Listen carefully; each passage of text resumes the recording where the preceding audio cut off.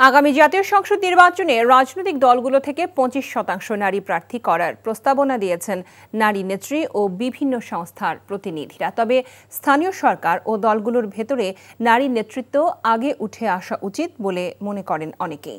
রাজনৈতিক দল ও সুশীল সমাজের প্রতিনিধিদের নিয়ে আজ রাজধানীতে নাগরিক কোয়ালিশন আয়োজিত এক আলোচনা সভায় এসব বক্তব্য উঠে আসে।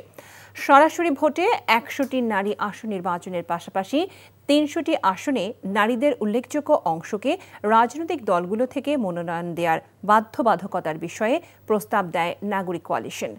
এ প্রস্তাবে অর্থনীতিবিদ ডক্টর দেবপ্রিয় ভট্টাচার্য বলেন, প্রত্যক্ষ ভোটের বিষয়ে দলগুলো থেকে ঐক্যমত্য আগে জরুরি।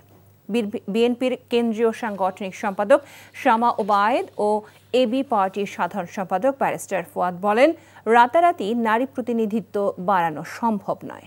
যেতেই দেয় না। তো এখন দুইজন হলে মানে এটা কার্যকর হবে কিনা আমার সন্দেহ আছে। আপনারা যদি 400 করেন তাহলে সংবিধান সংশোধন লাগবে এবং আপনি এটা আরপিওর মাধ্যমে করতে পারবেন না।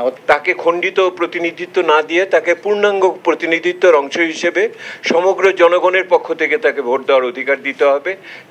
যেই আসনেই আপনি দেন না কেন, যেই আসন সংখ্যার ভিত্তিতে আপনি করেন না কেন, প্রত্যক্ষ ভোট এবং সর্বজনীন ভোট। বান্ডেল থাকলে প্রতি সেনমানিতে টাকা বাঁচবে।